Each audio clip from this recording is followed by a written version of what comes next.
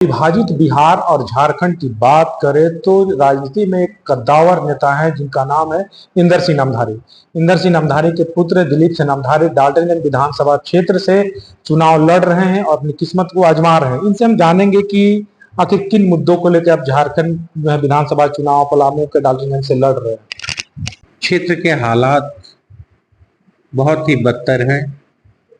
आप चले जाइए, कोई भी ग्रामीण सड़क जो प्रखंड मुख्यालय से या जिला मुख्यालय से जोड़ती है, एक एक की हालत जर्जर है।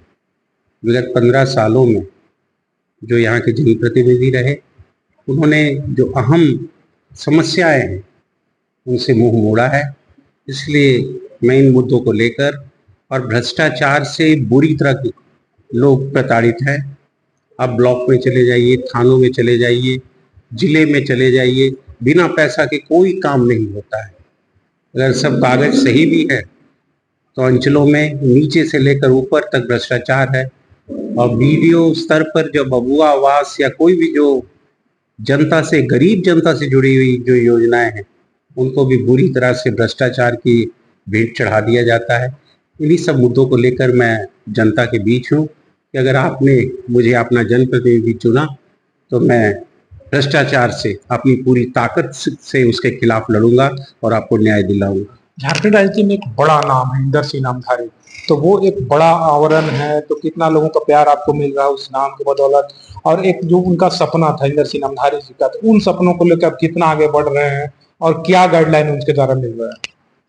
देखिए, उनका नाम तो बहुत लोग प्यार से लेते हैं। वो 2009 में ही चतरा के सांसद हो गए थे।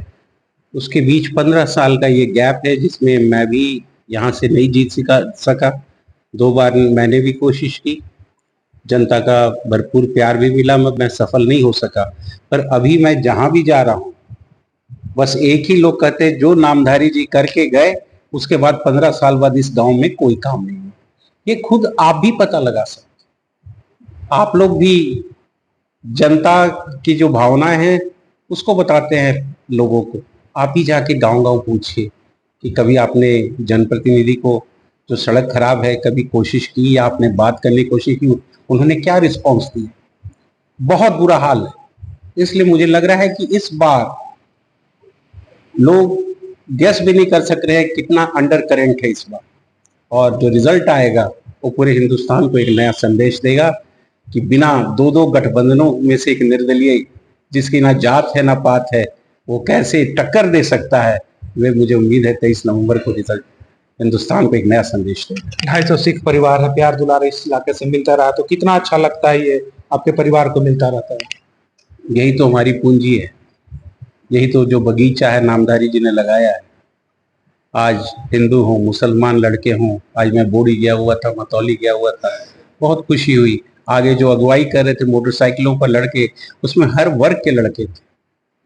कोई बैकवर्ड फॉरवर्ड का नारा नहीं, कोई हिंदू मुस्लिम का नारा नहीं। बस एक ही नारा है मैंने दिया है कि विकास, विकास और ईमानदारी।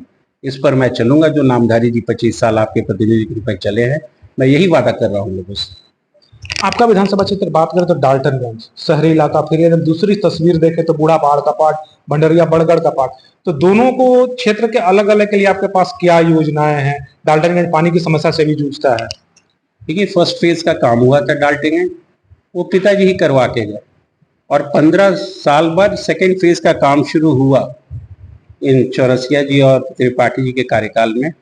आप जो ठेकेदार थे सेकेंड फेज के, उनसे भी एक इंटरव्यू लें।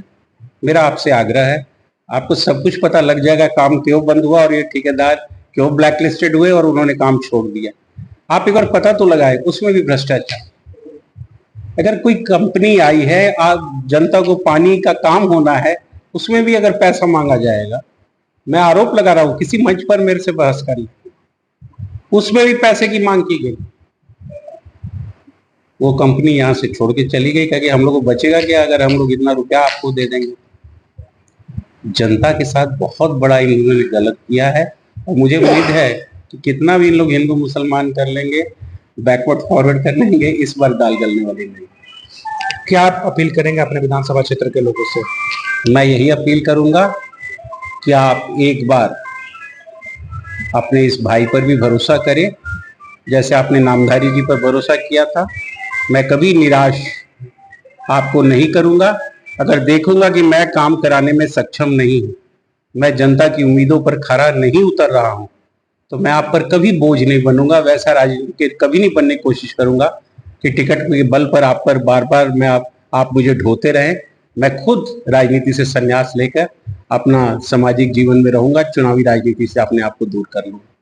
हमारे साथ है दिलीप सिंह नामधारी, जिनका साफ तौर पे कहना था कि चुनाव में एक ही मुद्दा है इनका, विकास, विकास और ईमानदारी।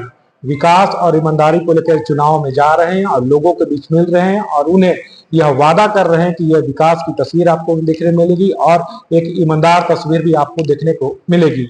नीरज कुमार, ईटीवी भारत।